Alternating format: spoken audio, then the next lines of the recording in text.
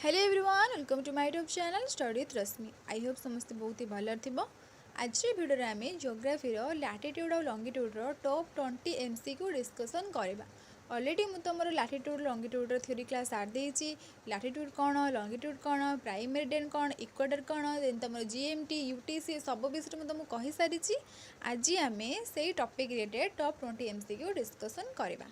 ठीक अच्छे video start करने पूर्व समस्त वीडियो लाइक कर दियो और जो मैंने चैनल को नुआ आसो से चैनल को सब्सक्राइब कर दब। ठीक अच्छे ओके देख फर्स्ट क्वेश्चन कौन देती the movement of the earth around the sun is known as पृथ्वी जो सूर्य चारिपटे घूरे तो से प्रक्रियाटा को तुमको कौन कहुए से पचार रोटेशन रेवोल्यूशन देन तुम इनक्लिनेशन कौन हो ऑप्शन बी हम राइट आंसर एटा तुम रेवोल्यूशन। ठीक अच्छे तुम जो पृथ्वी जो चारिपटे जो घूरुची केते दिन टाइम लगी था 365 दिन। ठीक अच्छे 365 दिन तो यहाँ को तुम रेवोल्यूशन कह जाए। जदि पचार था जदि पचार था earth movement in own axis पृथ्वी निज अक्ष चारिपटे जो घूरे से कौन कह जाए देन तुम होता कौन रोटेशन यहीटा होता ऑप्शन ए होता रोटेशन। केते समय लगे 24 घंटा है बुझिपाल। ओके नेक्स्ट क्वेश्चन चलो cycle of the seasons is cause due to जो ऋतु परिवर्तन होउची सेटा कौन पे होउची सेटा पचारि तो कौन हो right answer option B revolution है।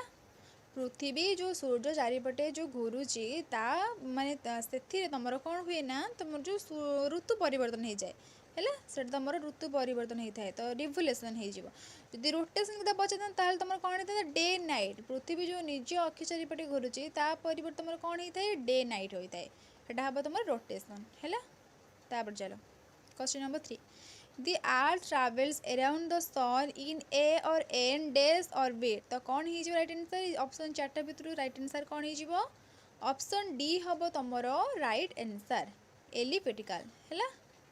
Next question question number 4 what divides the earth into 2 equal parts कौन हम prime meridian equator tropic of cancer tropic of capricorn तो कौन हो राइट आंसर इक्वेटर आ इक्वेटर वैल्यू केते 0 डिग्री है।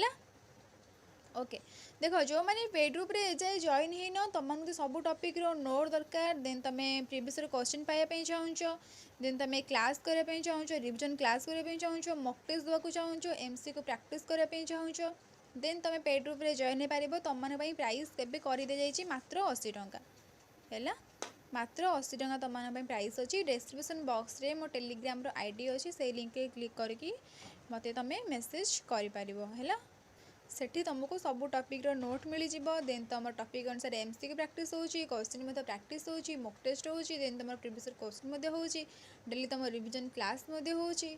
Okay आउ जो मैंने केवल मॉक टेस्ट देवाक चाहूँ ओनली मॉक टेस्ट देवाक चाहूँ तुम्हें मात्र 30 टंका देकी सेठी जॉइन हो पार 30 टंका केवल मॉक टेस्ट है एवरी संडे तुम मॉक टेस्ट होची।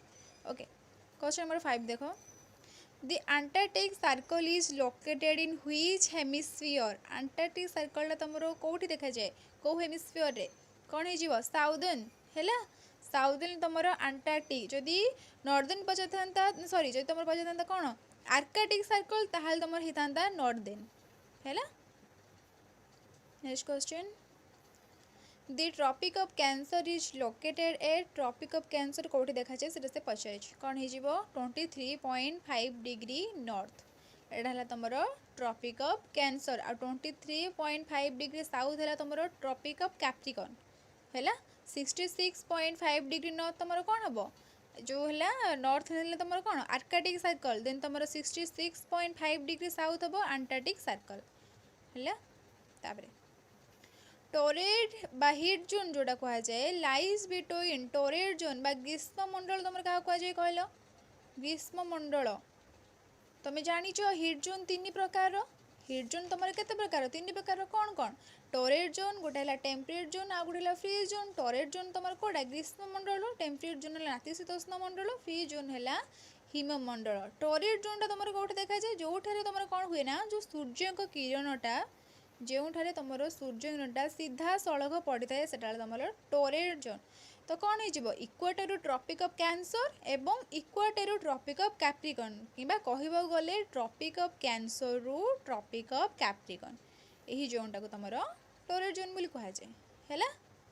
जदि से पचार टेम्परेट जोन ताली कौन कर ट्रॉपिक ऑफ कैंसर रु आर्कटिक सर्कल एवं ट्रॉपिक ऑफ कैप्रिकॉर्न रु अंटार्कटिक सर्कल यही जोन को तुम टेम्परेट जोन कह जाए। देन फ्रीज जोन कौन ना आर्कटिक सर्कल रु नॉर्थ पोल एवं अंटार्कटिक सर्कल रु साउथ पोल यही जोन को तुम फ्रीज जोन बा हिममंडल कह जाए जो तुम सूर्य किरण टोटाल पहुँची पारे है से तुम हिममंडल। तापर चलो question number 8 the free zone lies near एबे कही गली पोल्स ठारे आर्कटिक सर्कल नॉर्थ पोल एवं अंटार्कटिक सर्कल साउथ पोल एटा को तुम फ्रीज जोन। तापर question number 9 the circle that divides the globe into day and night is called तो कौन हो ऑप्शन डी हो तुम राइट आंसर है। Next question question number 10 When do the longest day and shortest night occur in the northern hemisphere तो कौन हो right answer यार राइट आंसर हो ऑप्शन ए 21 जून आउ एटा को तुम समर सोलास्टिक कह जाए है समर सोलास्टिक बोली कह जाए 21 जून। तापर क्वेश्चन नंबर 11 समस्त लाइक करो है जदि भल लगे वीडियो तो लाइक कर। When do the shortest night and longest day occur in the southern hemisphere ये साउदर्न हेमिस्फीयर कथा पचार तो कौन हो राइट आंसर 22 डिसेम्बर है 22 डिसेम्बर जोटा तुम विंटर सोलास्टिक जोटा तुम विंटर सोलास्टिक है। Question number 12 When does the spring equinox occur in the northern hemisphere तो कौन हम राइट आंसर 21 मार्च। देख यही गुड़ाक तुम बहुत इंपोर्टाट देखिए जाऊब एग्जाम आसपे है। Question number 13 the total number of latitudes are latitude तुम टोटाल केतटा अच्छे से पचार लैटिट्यूड केतटा अच्छे 181 option B right answer. Question number 14 as we move away from the equator the size of the latitudes कौन हो पढ़ ना कम डिक्रीज हम है। Question number 15 the total numbers of longitudes are longitude तुम केतटा अच्छी latitude 181 longitude 360।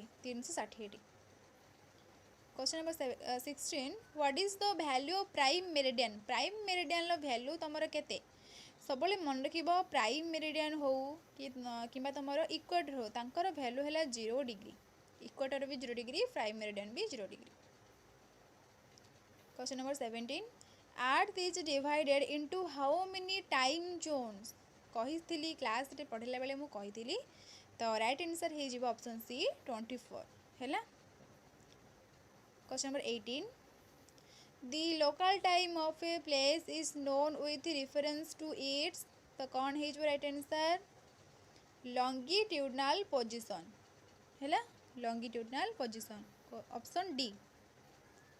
Question number 19 how much longitude does the earth move in an hour कौन हो राइट आंसर ऑप्शन सी हम 15 डिग्री केमी हम ना देख तुम्हें जानिच पृथ्वी 24 घंटे बुले केते 24 घंटे बुले 360 डिग्री बा 360 डिग्री बुलिया 24 घंटा समय लगे तो गोटे घंटे से केते बुलिबो 360 बाई 24 काटिदेले हम 15 डिग्री तो ये से गोटे घंटा कथा पचार तो 15 डिग्री राइट आंसर है।